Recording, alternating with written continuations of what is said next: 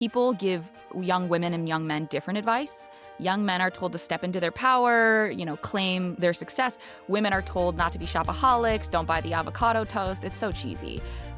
I would tell both of my kids, male or female, that you have to be an owner.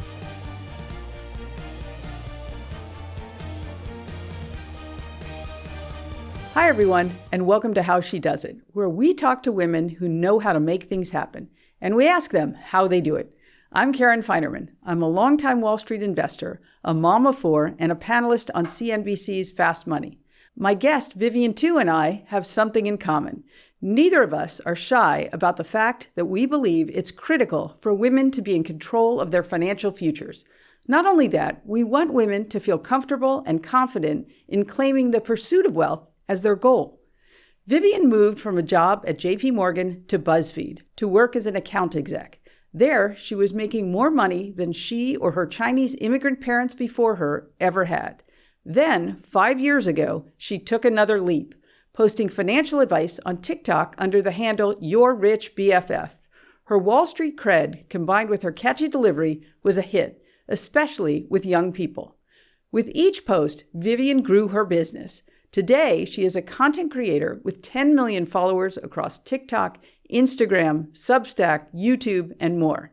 She's host of the podcast Networth Chill and has authored 2 New York Times best-selling books, including her latest, Well Endowed, The Secrets to Strategic Spending, Building a Financial Foundation for You and Your Family, and Creating Lasting Generational Wealth.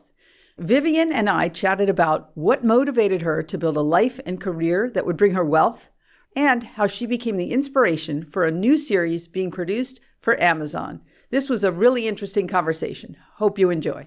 Vivian, too, thank you so much for being here. Thank you for writing this book, Well Endowed. It's great to have you.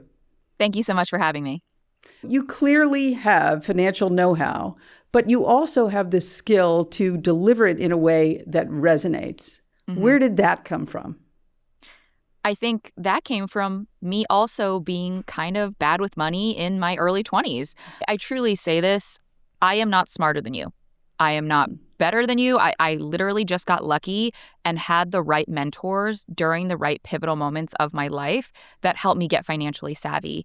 And speaking about money, I think for me, has always been something that I've done for my friends, not necessarily for an audience or to build a following, but I talk about money how I would explain it to my best friend from college. Mm-hmm. She's incredibly smart.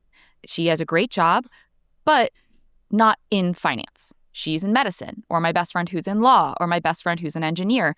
They're all smart people, but this is just not their area of expertise. Let me explain it in a way that they'll understand. And I think that level of colloquialism and just using like everyday common vernacular versus trying to use the jargon that is so common in financial speak helps people understand better. People also love just financial conversations with friends. When I tell stories of here's how you tell your friend you cannot afford to go to her bachelorette, I'm the one telling you it's okay to say no. And it's almost like all of these people watching me knew what the right answer was. They knew what the responsible thing to do was, but they needed someone to validate that it was okay for them to do it.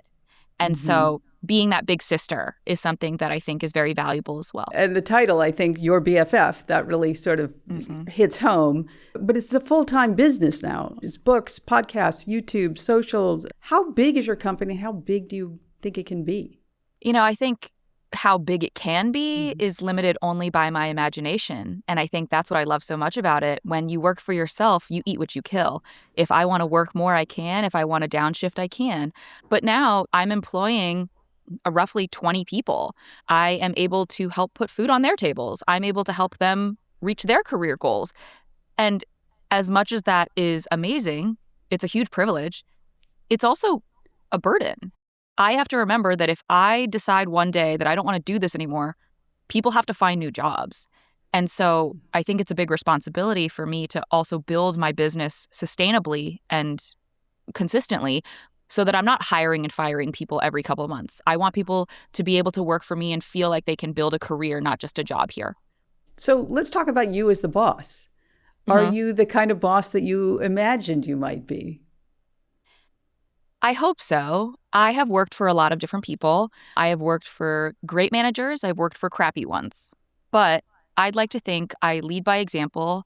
I am someone who's willing to do everything, and I am not someone who would ask you to do something that I have not personally historically done, whether that's ideation, editing, drafting outlines, filming, making sure that podcasts pre-production and post-production is done correctly, whether it's writing, whether it's newsletter drafting. I have done it all. I then hire people who I think can do it better than I can. And that, my hope, is how the business grows. So what have you found to be the biggest challenge in growing your business?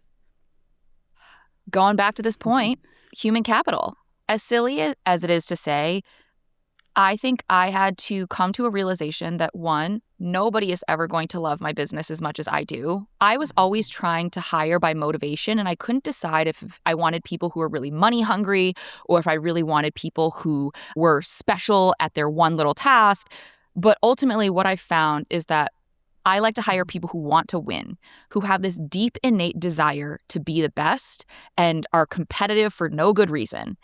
Because those are the types of people who are willing to put in the extra mile, who are willing to do the extra 45 minutes. And that makes all the difference. That said, I've made a lot of bad hires. I've had folks who I've hired and they've lasted less than 2 months. But that's taught me a lot about when I have to look out for red flags, how I have to trust my gut. And no matter how desperate it may feel or no matter how badly I need a body, it's better to hire slow and fire fast. And I also think that there is a difference in this next generation. Many of the people who work for me are younger. And I think they're motivated very differently than I would say my generation or my parents' generation. There's that quote from Kim K. She said, "Nobody wants to work anymore," and everybody roasted her on the internet for it. If I'm honest, I think it was the wrong messenger, but I don't think the message was necessarily off. But I do think that there are people who want to work, there are people who want to win, and you got to find those people. So when you talk about finding people that want to win, you also have something called the airport test. Tell us about that.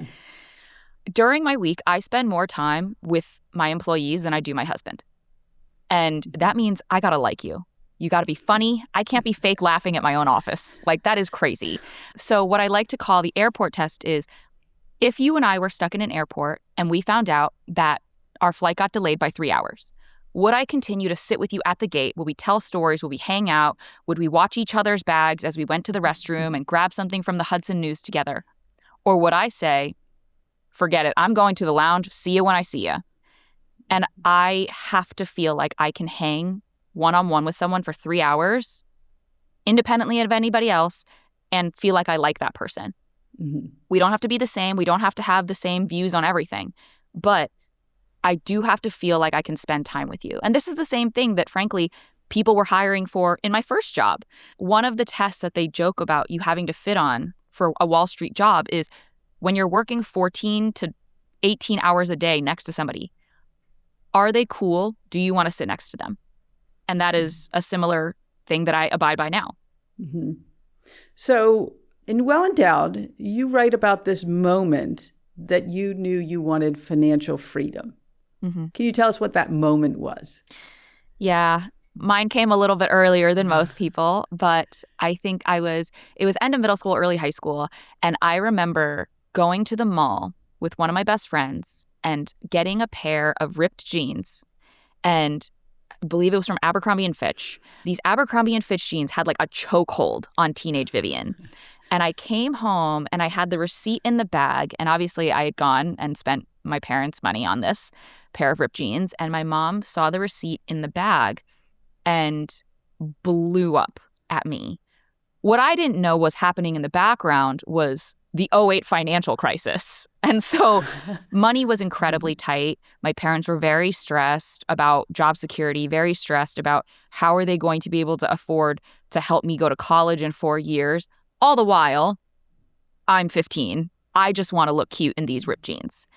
And my mom started World War III over these jeans, and I was so mad. But as a young person, all I could think to say was, well, my best friend, she also got a pair. And this girl had been to my home a number of times, and I'd gone over to hers, and our parents knew each other. And my mom looked me in the eye and she said, well, her family, they're millionaires. Your parents are not millionaires. And it hurt. It felt like someone had stabbed and twisted the knife, because up until then, I felt like we were all the same until I realized we weren't. And my family did not have that kind of financial security. And so I run up to my room, I slam the door, angsty teenager stuff. But I made a promise to myself that day. I was like, when I grow up, I am going to be so rich. I'm going to be filthy rich, to the point that no one can ever tell me that I don't deserve ripped jeans, that I don't get to have these. And obviously, I don't even wear ripped jeans anymore. I think, it's not really about the jeans at all. It was about that feeling of scarcity, and that I was not able to have something that one of my peers could have. And I never wanted to feel like I didn't deserve something that I wanted. And so that changed the trajectory of my life. I said, money is important. And that helped formulate every single decision I made from there on out, whether it was going to the right college, getting a certain type of job after graduation, changing my career a number of times to make more money. It all led to that feeling of wanting abundance. So did your parents, they were Chinese immigrants, did they talk to you about money? We did talk about money, but only from a lens of there was never enough of it. So my family, we're Chinese, but we're specifically from Shanghai. And in Shanghai, there's a special dialect of Mandarin that sounds a little different. But my dad would have this phrase that he would always say, 钞票要用了刀口lang, which translates to money needs to be used on the knife's edge, like the blade of the knife, which is just a fancy way of saying you should really only be spending money when it's absolutely necessary. And throughout the course of my childhood, my parents both dealt with layoffs, with job changes, with uncertainty of how they were going to make certain financial moments happen. So I think they very much were like, we have to be saving, we have to be budgeting. But there was no conversation around, should we be investing? Or should I ask for a raise? How do we grow our wealth? Those were not conversations that were had. It felt like in our house, the conversation would always be around saving and scrimping, and the growing our wealth, getting rich conversation was for other people. So I know you went to the University of Chicago, which is a fantastic school. And then you went to JP Morgan and were able to get a job there, which was not easy. Yes. But how did that environment open you up to thoughts of money on a much bigger scale?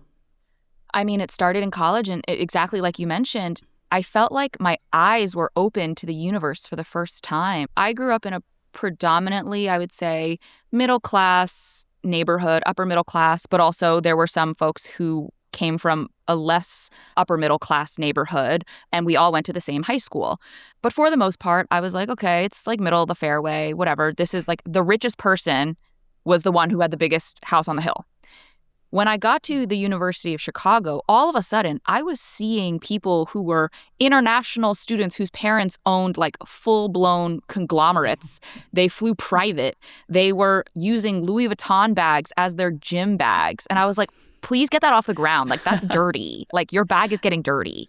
And it really opened my eyes up to like this whole other world out there. And it made me realize that like my worldview was incredibly limited. And all of a sudden, I needed to expand very quickly. And I think, one, that was good because it allowed me to view a life that I could not previously have imagined.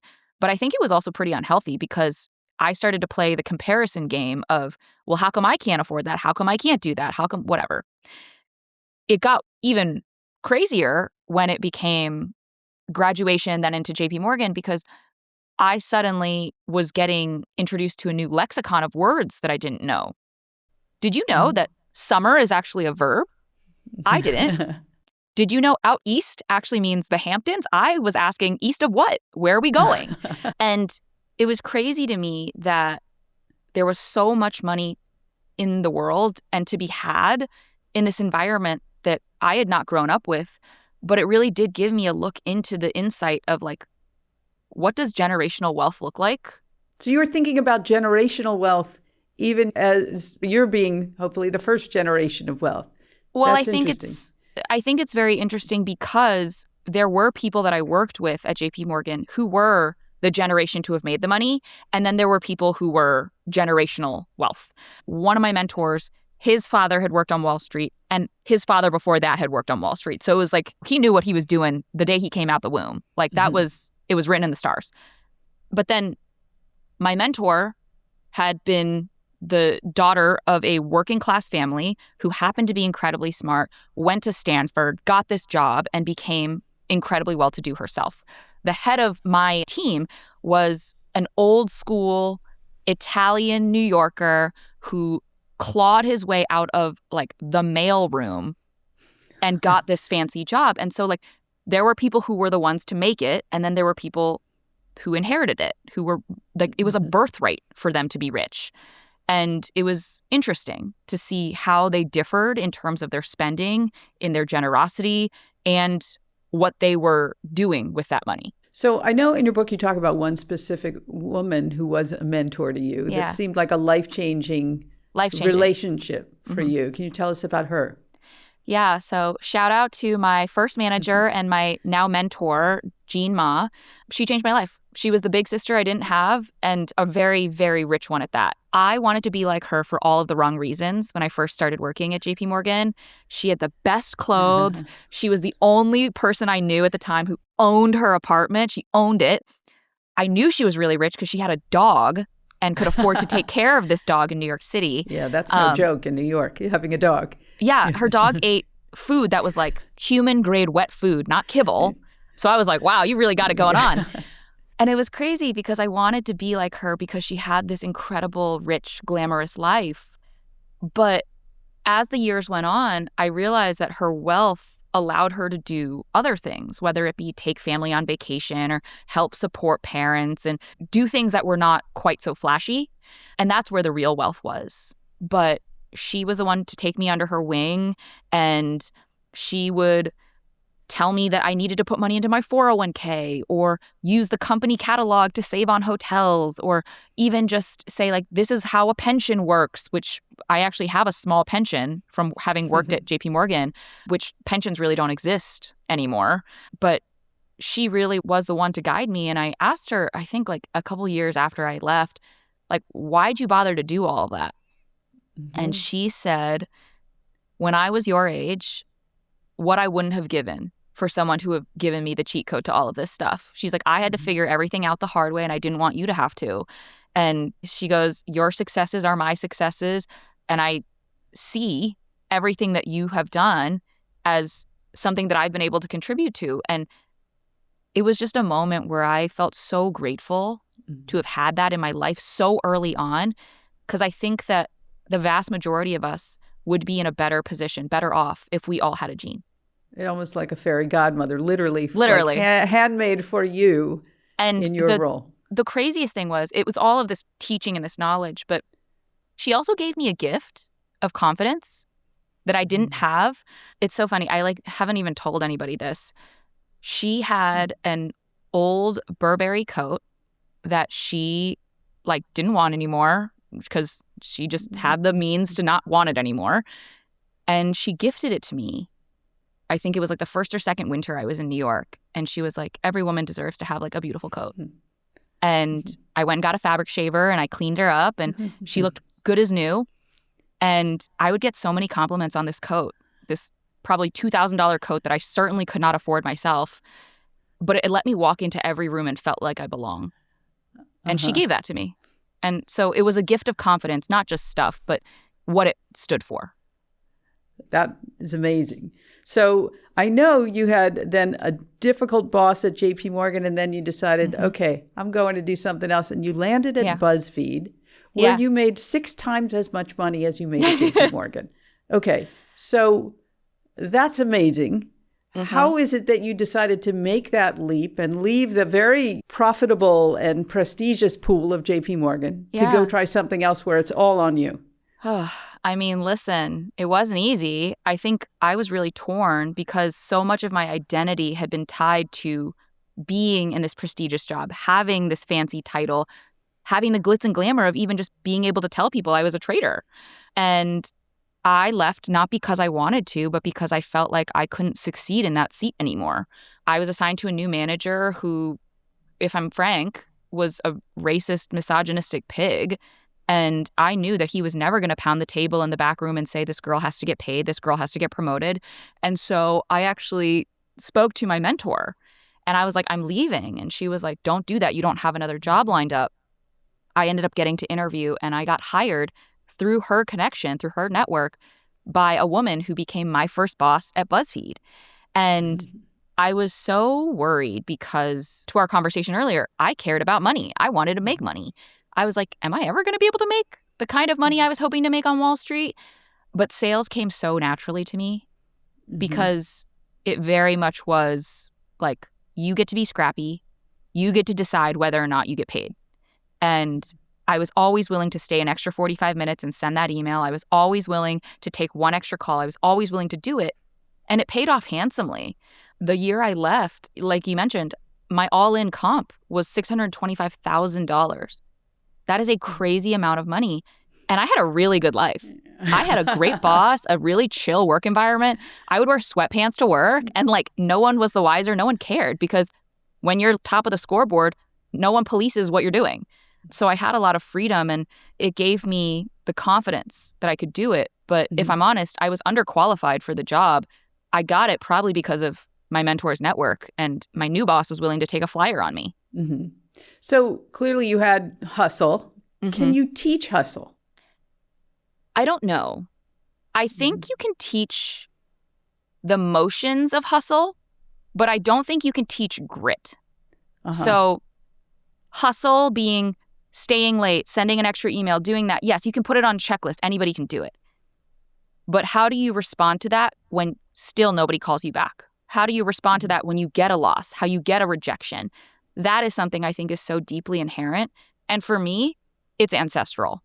My parents fled a country to give me the best possible life. My parents came here with little to no money.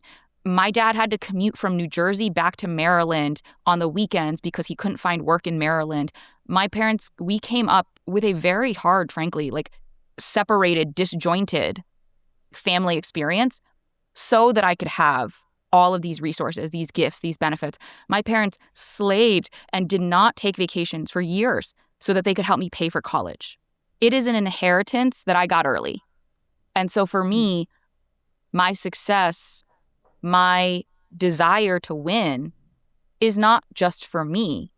It is something that I have to do for the tree, for the family tree. You and I both share this hope for women that they want to make money and that they're okay admitting or saying that they want to make money. And was that easy for you to say? Or did you have some sense, oh, that's not a cool thing to say, even though this is what I really want? You know, I think I started to notice that it was cool for women to be ambitious, but not too ambitious pretty early on. You wanted to be heard, but you couldn't be too loud. You had to suggest ideas and incept them into a man's head so that he could come up with it and think he thought of it. And if I'm honest, that really pissed me off. I came up with the good idea. I'm the one with the thought. I'm the one who did all this hard work.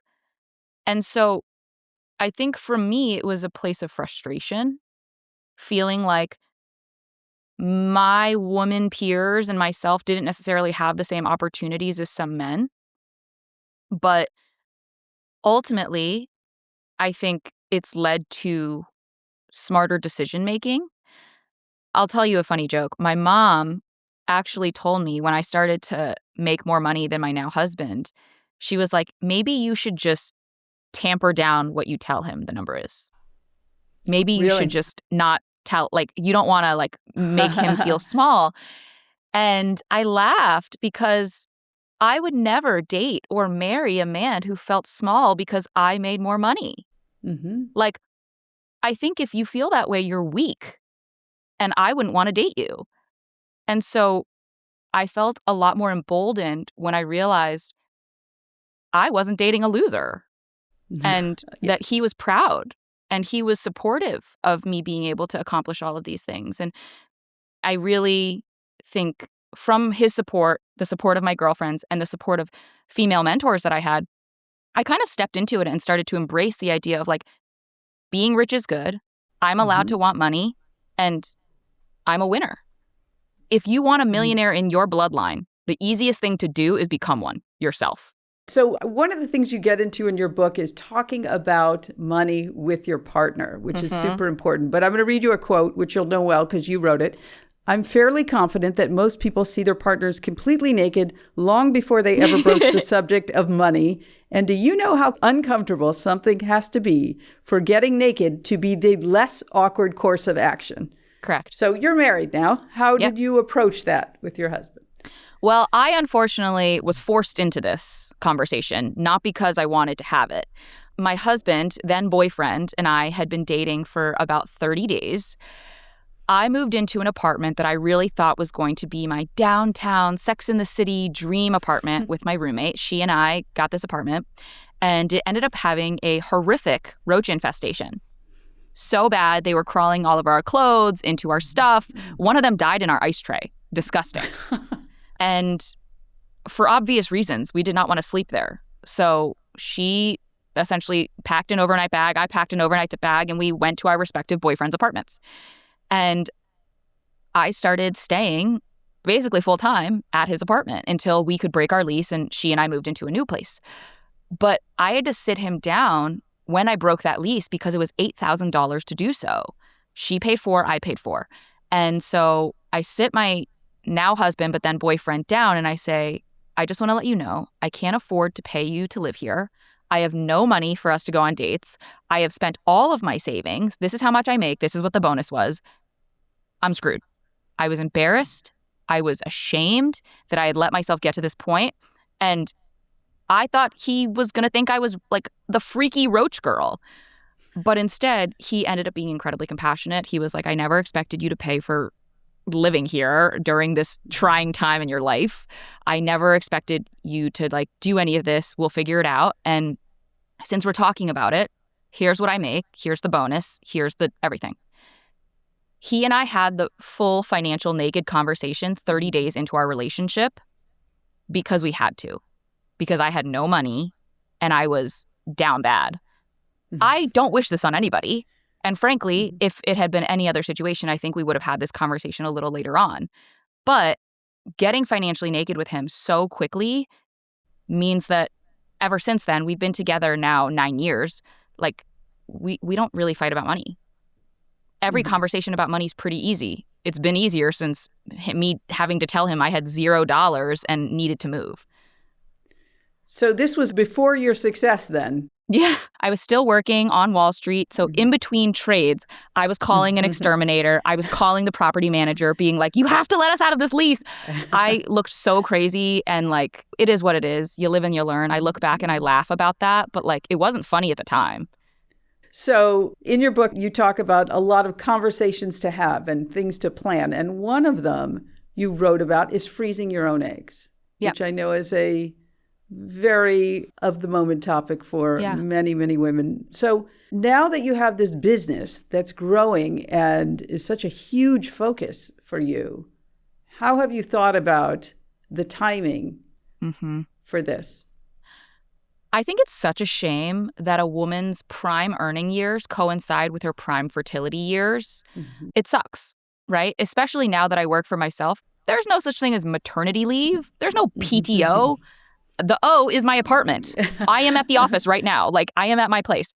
And for me, that meant that I wanted to be really sure and really confident and comfortable in my financial situation, in my business, in my life before beginning my family. And that meant that I did not feel comfortable starting my family at 30. I'm 32 now.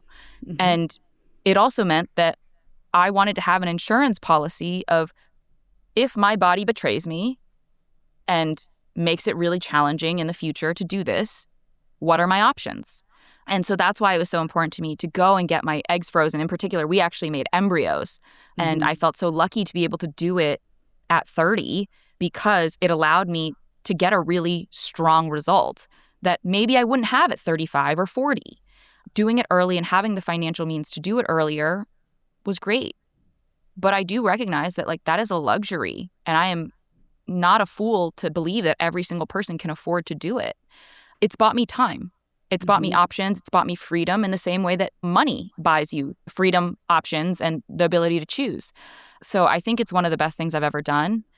But I do think we need to find a way to make it more accessible and more affordable for women, whether that be more insurance policies covering it. Some of my friends have great employer benefits that cover it. Costco just rolled out a partnership with Sesame Healthcare and IVIRMA, so you can now even get a discount through Costco.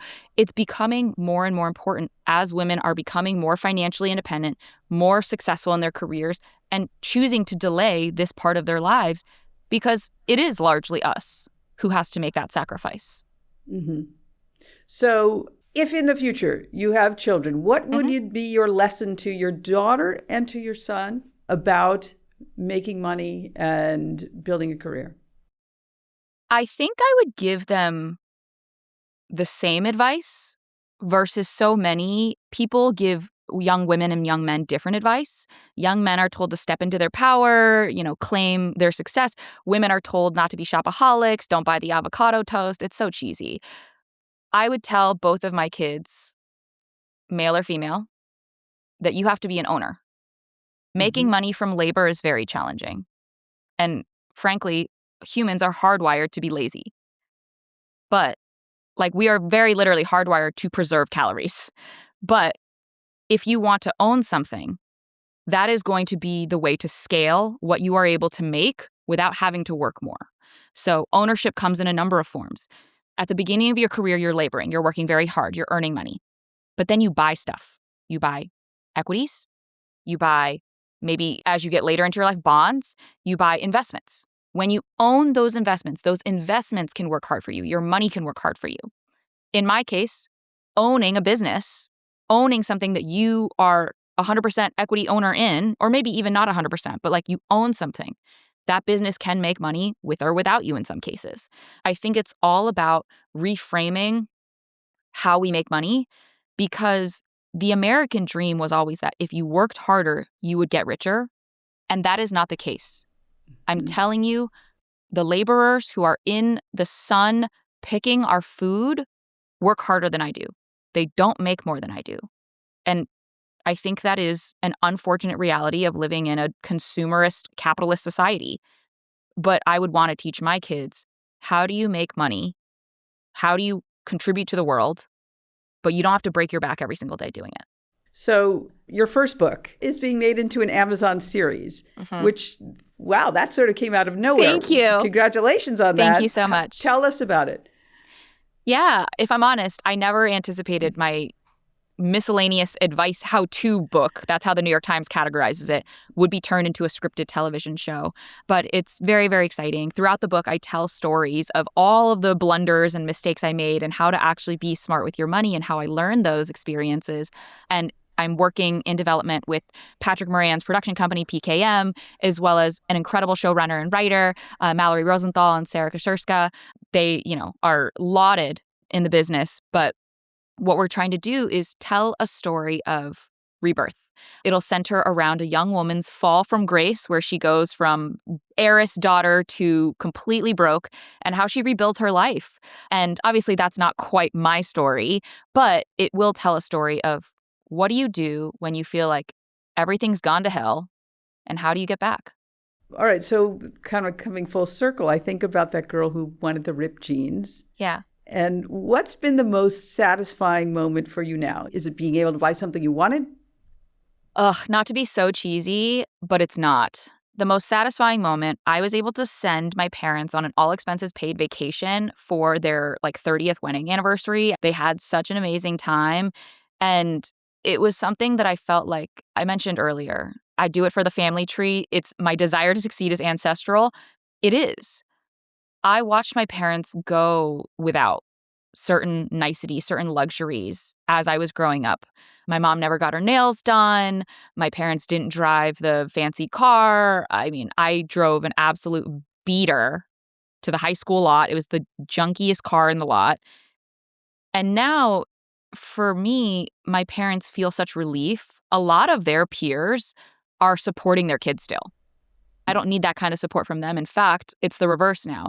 I am buying them things. I am sending them on trips. And to be able to be in a financial position to be able to do that is a gift. It's a privilege I do not take lightly. And it's the promise. It's the payback of the inheritance that I got very early on because of all of the things they were willing to do to give me the life that I now have. Mm-hmm. All right, last question before the lightning round. How do your parents feel about your success? My parents still don't fully understand what I do for a living. Do they think you should get a real job? Basically. But my mom finally sort of recently realized, and this is what happened. I put out a what to do to prepare for a recession YouTube video, and this YouTube video ended up going viral. It did very, very well. And my mom sends me this link from RedNote, the TikTok replacement, like the Chinese version of it. And she was like, oh my God, Vivian, this is like so amazing. And I opened the link. Someone had illegally downloaded my YouTube video and was selling English language courses, dubbing what I was saying. And the like sales tactic was not only can you learn English from a native speaker, but you can also learn about the economy. And my mom was like, this is so amazing. I like totally get what you do now. And I'm like, no, mom, this is bad. I have to flag this to my lawyer. Like, this is bad. And, you know, it ended up being a silly moment, but like, I think they finally got it. And that was a very funny moment, even if not so funny for my attorney. They must be so proud. All right, Vivian, time for our lightning round. So we have some fun questions for you. If you would you rather type, all I ask is that you just give us the first thing pops into your head. Okay, here we go. New York or Miami? New York. Attend a pal's bachelorette weekend or a pal's wedding weekend? Wedding, I guess. The bachelorette's more fun, but I need to be at the wedding. All right. Okay, so we know you're a foodie. What is your current favorite restaurant in New York? My gosh, I'm panicking. Probably Au Cheval, their burger. Ugh, unbelievable. Au Cheval, okay. And I know it started in Chicago. Please don't yell at me if you're listening to this and from Chicago. All right, what's your favorite song to work out to? Ooh, right now, probably Yeah Glow by Glorilla. Okay.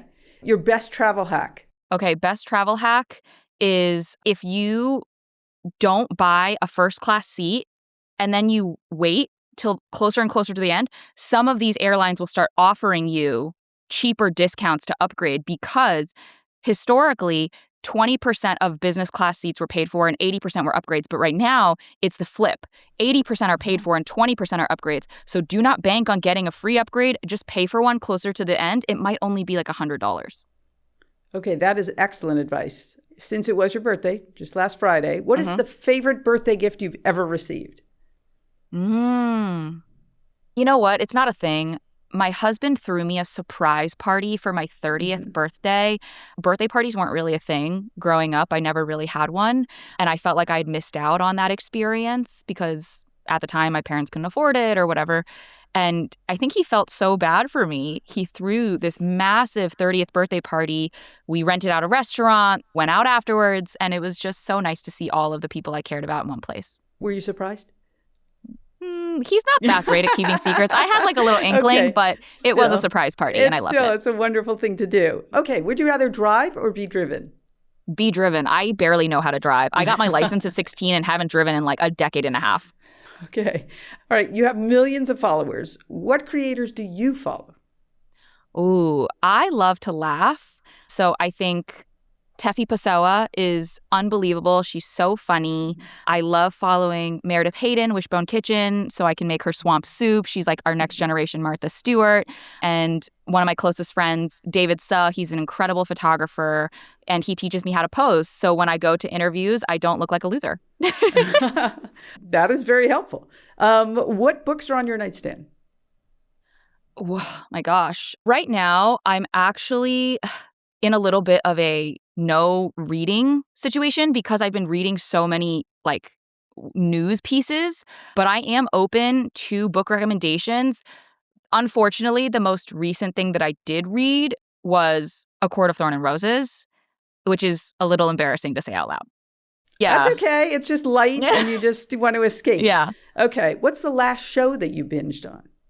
Something that I'm obsessed with right now is The Pit on HBO Max. It is the best show. And my best friend is actually a plastic surgeon. And she was like, this is the most accurate medical show.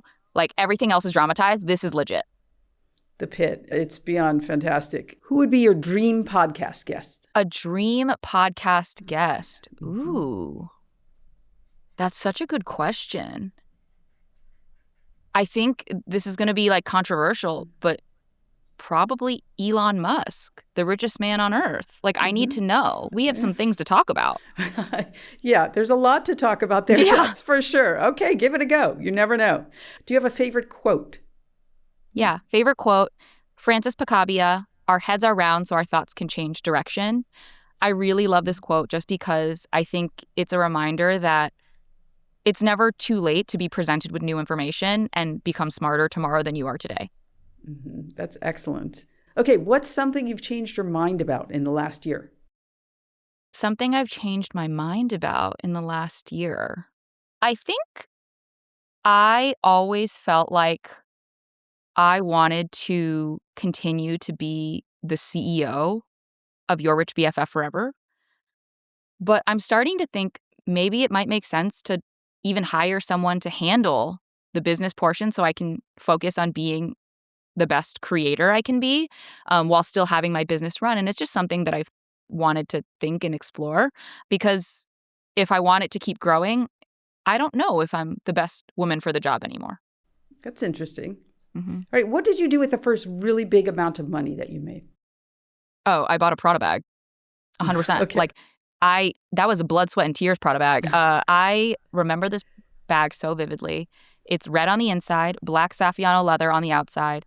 I walked into that store. My palms were sweating. I was sweating. Everybody was sweating. But for me, it wasn't about the bag. It was about what I had earned. I'd worked my tail off 14 hours a day on Wall Street. I wanted a bag to represent that, and it did. And no bag I've bought ever since then has ever felt as good. That is a good answer. All right, last question, 2 parts. What is the best investment you ever made and the worst investment you've ever made? And it's a very broad definition of investment. It could be a class, could be a break, anything. Yeah. Best investment I ever made was probably my husband. I really do feel lucky. I have like a best friend at home and a person who is my team player, and life is a team sport. You better make sure you got a good partner. I feel like he's given me a lot of the confidence to take big swings and take on challenges that maybe I otherwise would have been too timid to take on. And then the worst investment, I will say, I'm someone who's like pretty quick to cut bait if something's not working. But I would just say the worst investment has always been really beautiful but impractical shoes. Like, I spent so much money on my shoes for my wedding. They're like crystal I wore them half of the night. My feet were bleeding, and I've never picked them up again. But the wedding worked out. Yeah, I was dancing barefoot in the grass by the end of the night. All right, Vivian, thank you so much. I loved Well Endowed, and thank you for being here. Thank you for the time. Of course. Thank you so much for having me.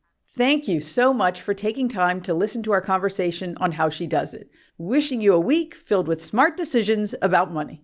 We'll have another great conversation for you soon. Until then, onward.